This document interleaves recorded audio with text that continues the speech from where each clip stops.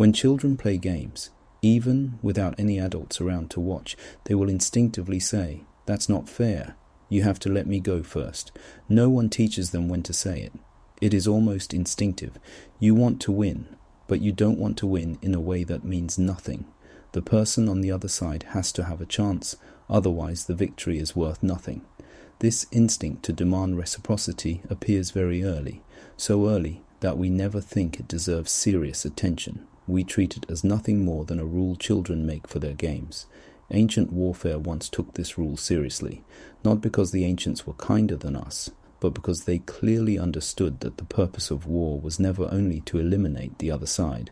In the Battle of the Hong River, Duku Shahang of Song insisted on waiting until the Chu army had fully crossed the river and formed its ranks before ordering the attack. He lost the battle because of it. Later generations mostly mocked him, calling it foolish benevolence. But from another angle, he may not have been foolish. He may only have been trying desperately to preserve something, the space in which, after the war, both sides could still sit down and speak. He was fighting not only a battle, but also a ritual proving that both sides were people worth taking seriously. Once that ritual is broken, what remains is only naked slaughter. Julian pushes this logic to its extreme. Why must both sides use equal weapons and face equal risk? Because the meaning of victory is precisely built on the fact that both sides shared the danger. If you use poison or strike when the other side is completely unprepared, you may indeed win, but you have proved nothing because the other side never truly had a chance. There is something rarely said out loud here. Only when the opponent is acknowledged as equal to you does defeating him mean anything. In other words, rules were never only there to limit the effectiveness of violence. The rules themselves are the way of acknowledging the other as human.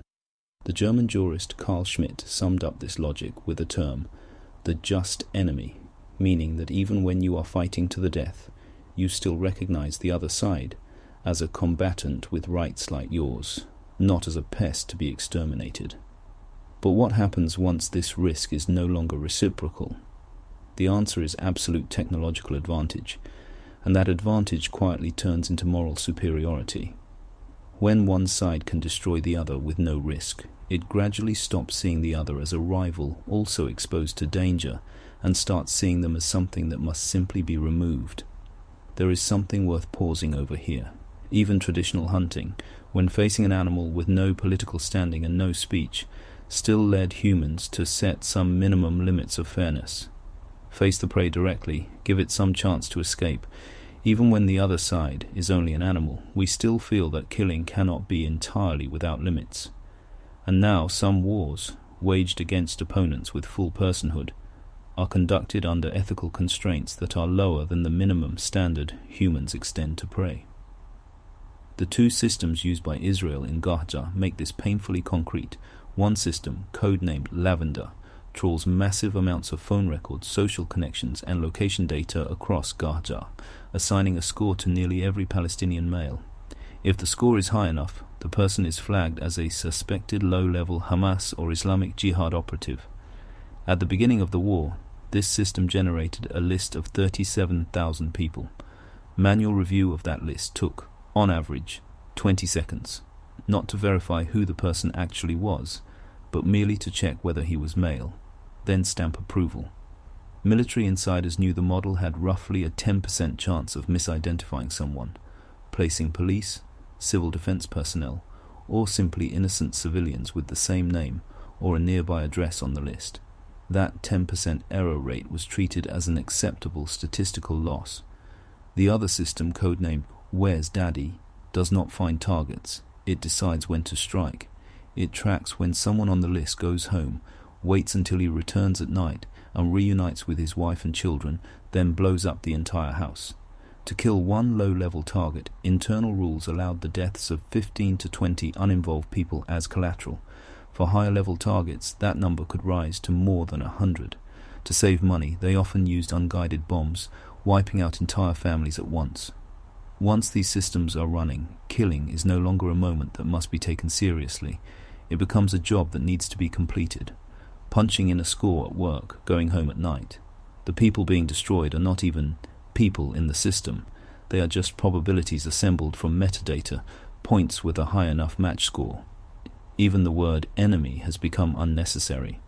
From a child saying that's not fair to a person being assigned a score from metadata and then erased, along with his family on some night. The whole thing can be said in one sentence. The bottom line that the other side must also have a chance was removed, piece by piece, in the name of efficiency and safety. No one ever formally announced that this bottom line had been abolished.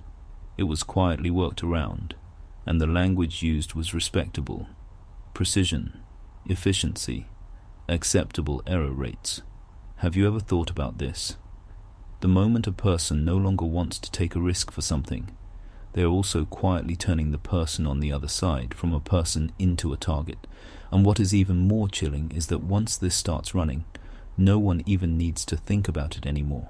The score generates itself, the house gets blown up at the correct time on its own, and in the process, no one has to bear even the smallest degree of responsibility for any specific name.